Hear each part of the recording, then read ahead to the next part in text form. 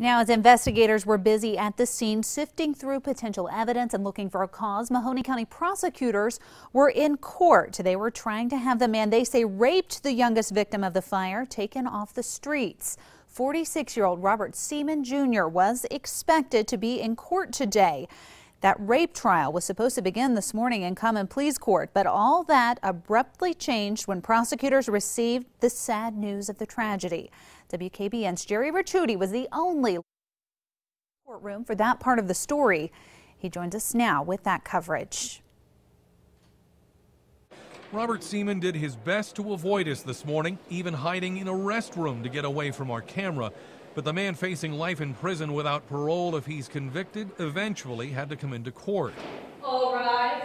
Seaman was indicted a year ago on rape and sexual assault charges. Prosecutors say he repeatedly victimized one of his girlfriend's two children, who was between the ages of 4 and 6 at the time, at this house on West Callow Road.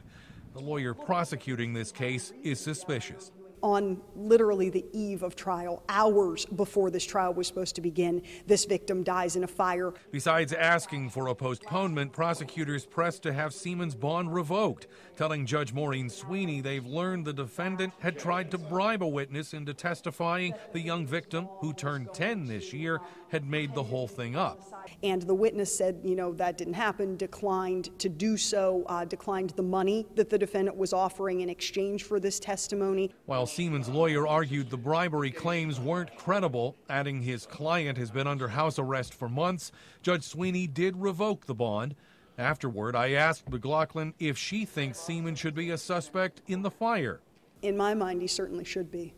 Late this afternoon, authorities found the young victim's mother at Seaman's house and took her to the police station downtown to talk with detectives.